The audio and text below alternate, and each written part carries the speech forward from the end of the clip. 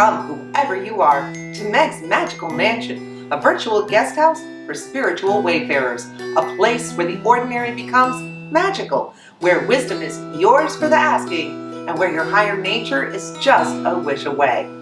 Thanks for joining us here today at Meg's Magical Mansion. I'm Meg, and this is my trusty butler, Scallion.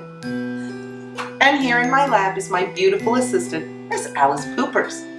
And we're so glad everyone's here today, because today we are bringing our feminine energy. Did you bring your feminine energy, Scallion? It's here. Good. Scallion usually has a good mix of masculine and feminine energy, and we're going to talk a little bit about that today. Today we're talking all about what is a woman and what would it be like if women were in charge.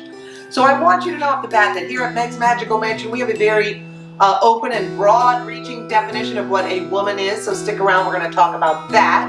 We're going to talk about some places that exist in a world where women actually are in charge. Cool, I can't wait to hear about that. I like that. We have a poem from Parfait, and we're going to be celebrating the feminine energy all the way around. So stick around, and we have the giveaway.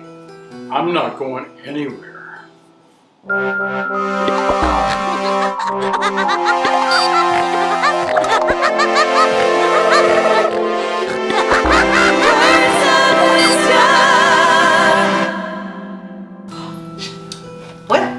That certainly was exhilarating, and it is time again for words of wisdom. And today our words of wisdom come to us from a woman who wrote a lot of poetry around the time of the women's suffrage movement in America, right around the turn of the 20th century.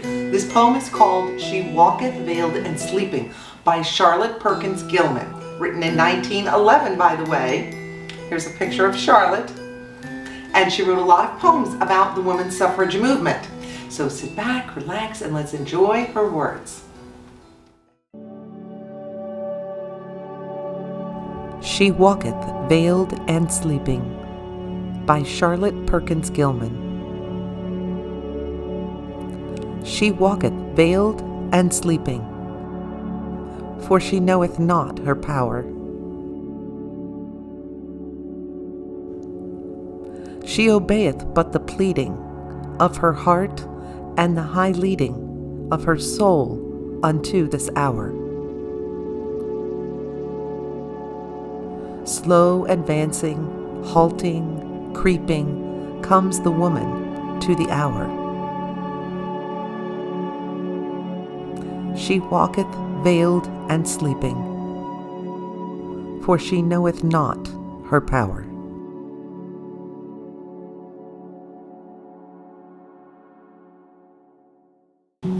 So wasn't that a beautiful poem from Charlotte Perkins Gilman? And I love going back and finding some of these older poems that people have kind of forgotten about. And there were a lot of lady poets writing at the latter half of the 1800s, early 1900s. So it was very wonderful to hear the voice of a woman from that era. And as you can see, I have surrounded myself today with all kinds of power women that are important to me, going back generations here. Some of them, I think I have my great-grandmother up here, and my sisters, and some of the important women friends that I've had in my life over the course of my long and illustrious life. So today I wanted to surround myself with a lot of feminine energy, because today we're talking about what is a matriarchy and what is a woman. So today I would like to start off by first of all addressing the concept, what is a woman? And everyone's going to have their own opinion on this, but I want to go on the record for Meg's Magical Mansion as to what we here consider a woman. First of all, everyone has feminine and masculine energy. All of us. No one is operating 100% masculine or 100% feminine all the time. So one thing I think is important in what is a woman is how much feminine energy do you lead with? How much does feminine energy run your life? Because frankly, I've seen some straight couples where the woman is the man and the man is the woman, because he's leading with feminine energy and she's leading with masculine energy. So you can call yourself anything you want. I think it has a lot to do with what kind of energy do you lead forward in your life with. Mostly feminine mostly masculine. A lot of non-binary people lead very evenly, a mix of both, or they don't want to lead with any. So understanding that there is a whole spectrum from feminine to masculine and everything in between, I think is very important. Because we can all sometimes lead with more feminine energy or express with more masculine energy. We can all be more womanly or more manly at different times. I don't think we're 100% anything. But many of us clearly identify and are binary, which means we identify as male or female. And then we have people who are non-binary, who identify as neither. But today I want to talk about people who identify as female. That doesn't mean I won't talk about you men or you non-binary people on another episode. But today I want to focus on female energy. And here at Meg's Magical Mansion, in my world, to be considered a woman, you need to view yourself as a woman, articulate to me that you would like to be viewed as a woman, and that you prefer female pronouns, and you're going to be good to go here at Meg's Magical Mansion. Because I think any person who views themselves as a woman, asks me to view them as a woman, prefers female pronouns, you're a woman. I know there are people out there, including a famous children's author who I'm very unhappy with, who feel you need certain body parts to be a real woman. We do not feel that way at Meg's Magical Mansion, not one little tiny bit. And I'm going to say it again. All of the transgender women in the world out there, you are welcome at the mansion. Honey, we love you. I have a transgender daughter, an issue very, very close to my heart. So we welcome transgender women as full women. We honor you. Any other women in this world, whatever your orientation is, if you're a lesbian and you identify as a woman, come on over, you're a woman. If you're a straight female like I am, you're a woman. I think on some days, a guy who's normally a man could be walking around being a woman. Again, I think it has a lot to do with we all have feminine and masculine energy, and what energy do you naturally lead with in your life? I naturally lead with feminine energy. I can't help it. But sometimes, I'll tell you what, I can kick some butt, and I can throw down some masculine energy when I need to or want to. We all can. So let's just reiterate, to be a woman at Meg's Magical Mansion, you need to identify as a woman to yourself and to me and to us, and we will honor you and your womanhood in every possible way we can. And I just want to say to all of you who've gone through or are going through a transgender journey, be strong. We love you. We support you here at Meg's Magical Mansion. Whether you're transgender male or female, we really do have a little understanding of some of the things you go through because, like I said, I have transgender children, so I've been through some of it with them. Not all of it, but some of it. And I want you to know you are accepted and loved here at the Magical Mansion. It's like a little tear in my eye now. You'll make me get all choked up. Oh my goodness. So there you go. So today, I just wanted to get that off my chest because I want all the transgender women out there to know that at this Magical Mansion, you're all woman, honey. Let's move on because today I wanted to talk about the power of women, and I got to thinking, like, what would it be like if women were in charge? What if the world was a matriarchy instead of a patriarchy? We've been living in a male-dominated society for eons, thousands of years. I do want to talk today about matriarchies and matrilineal cultures. Because wouldn't it just be awesome if the women could be in charge? I just kept thinking about that when we were up in DC. And by the way, make sure you check out our episode where we were marching in DC. And don't forget, our Planned Parenthood fundraiser is still going on. You can donate to our GoFundMe in the description below, and I'm donating $1 for every subscriber we have at the end of July. So get everybody you know to subscribe. I'm in for up to $500. So all that being said, let's talk about today's topic, which is talking about matriarchies and matrilineal cultures. So first of all, a matriarchy is a society that is run by women, of course. Wouldn't that be great? Women should be in charge. I think things would be a lot better. And matrilineal means that the power is sort of passed down through the female side of the bloodline. Meaning it doesn't really matter who the dads are. It just matters who your mom is. And again, if you think about cultures like Orthodox Judaism is a matrilineal culture. You are considered Jewish if your mother is Jewish. It really doesn't matter if your dad is or not. To be truly Jewish, you have to have a Jewish mom. So that would be a very good example of a matrilineal culture we still see today. So I did find that there are some matriarchies around the world that are in existence today. So I thought you might enjoy learning a little bit about some of the cultures that are hidden in little pockets around the world where women are the boss. Let's take a look.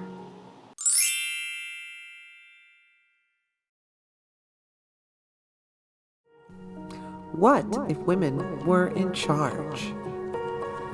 In the boardrooms and corporate offices. What if they were in charge of engineering and infrastructure? What if women were in charge of money, economics and finance, science and technology, government and politics? What if women were in charge of the world?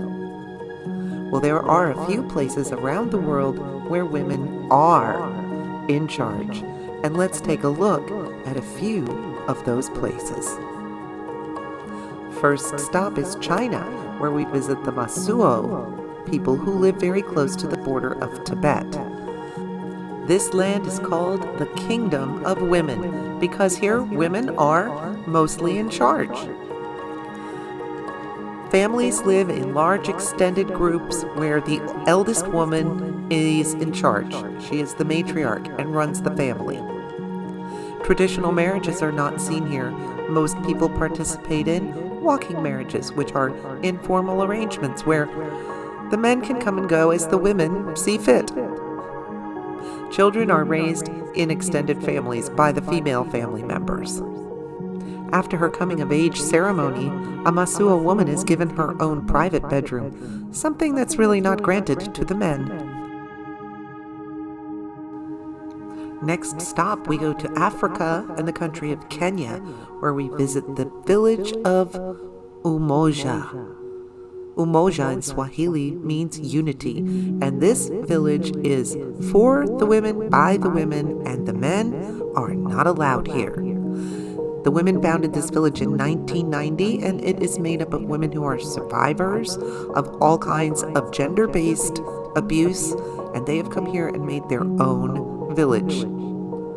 Here, women live together and work together to raise awareness.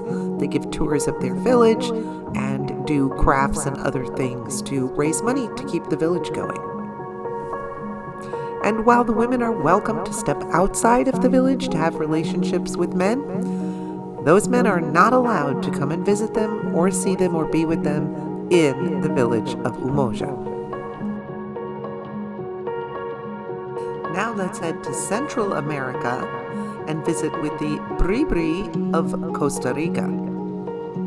The Bribri are a matrilineal society where land and power are passed down through the mother's family line.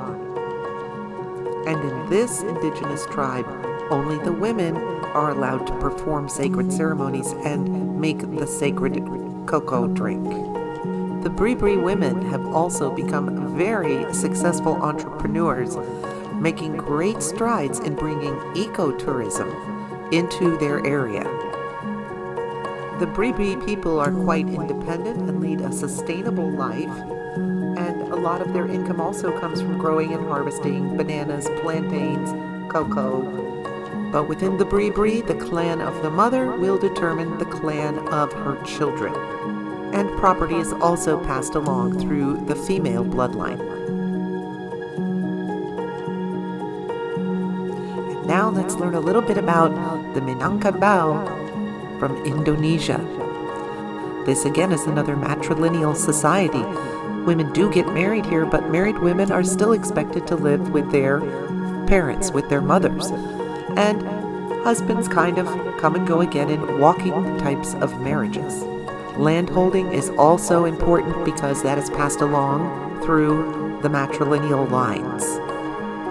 But in this society, the common belief is that the mother is the most important person. The Minangkabau people are part of the largest matriarchal society And finally, we come to India, where we meet the Kasi. This matriarchal society is made up of about 1 million people, and the only people allowed to look after and care for the children are the mothers and mother-in-laws. Men are often not even allowed to attend family gatherings. When Kasi women marry, their children take their surname rather than that of the fathers. Kashi daughters may choose to live in their ancestral home or move out, except for the youngest daughter, who is expected to stay and is the custodian of the property. So even if she marries, she never leaves the ancestral home. She looks after her parents, and eventually the youngest daughter becomes the head of household after the death of her mother. And there are a few places around the world, little tiny pockets, where you find women in charge. Well, I hope you enjoyed learning a little bit more about women in charge. There are places around the world where women are still holding the power. So, I'm just going to say that I think if all the women around the world would work together on this, especially here in the United States where we have some battles that we need to be working on, I think if we could all come together and work for the betterment of all women, for our sisters and mothers and daughters and all of the women around the world, that we need to be doing that right now. I think it's time for women to step up and take charge. And as I said earlier, I think there are all different types of women around the world and in our society. And you know, Parfait has her own view on what it means to be a woman. So we have a special poem today from Parfait about her viewpoint on being a woman. Parfait?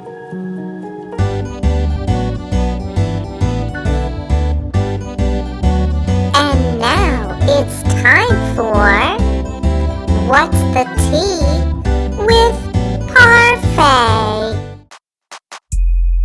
Glamour.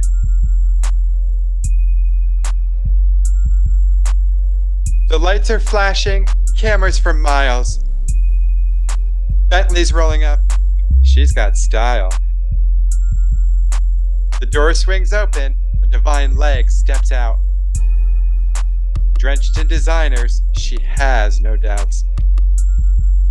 Taking the carpet, gliding forward with ease. Her fans cheer and wave. She loves the scene. Scanning the paparazzi, ignoring the fakes. She's got a gorgeous face. The entrance draws near, up the steps she ascends. On top of the world, she turns to say, "This queen's forever!" And her diamonds sway. Covering her glowing body, sexy looks for days. Tonight's the night. This queen has come to slay. Well, I hope you enjoyed Parfait's poem. And of course, we have a giveaway this week. Just let us know below in the comments something important you feel about a female role model in your life. Something they taught you, something you loved about them. I just smelled something the other day, an incense I was burning, but it smelled just like my mom's perfume, and it really made me think about her. She was such a dynamic lady. So maybe just a little thought about a power woman you had in your life, and that will get you entered to win a $25 gift card. You can pick Amazon or Visa. And of course, you know I'm going to throw in some of my blank journals. We have Practicing Mindfulness and Moon Magic. So we have 2 journals that I just have come out on Amazon. Don't forget, all of my blank journals and coloring books are available on Amazon.com. But our winner will get the gift card and some nice blank journals and maybe a coloring book. So get your comments down below and get entered. We will be picking our winner this Sunday at noon with a random drawing. So come back and check out the short. I'll put one up to let you know who our winner is on Sunday. And remember, in the words of Buddha, 1,000 candles can be lit from a single candle, and the life of the candle will not be shortened. Happiness never decreases by being shared. So thank you for sharing your time and attention with us here today at Meg's Magical Mansion. Hey, if you had a good time, why not give us a like? or subscribe and make me donate more dollars to Planned Parenthood. Come on, make me give the full 500. And of course, you can always ring the bell and we'll let you know when we post new episodes. Until next week, when we see you right back here at Meg's Magical Mansion.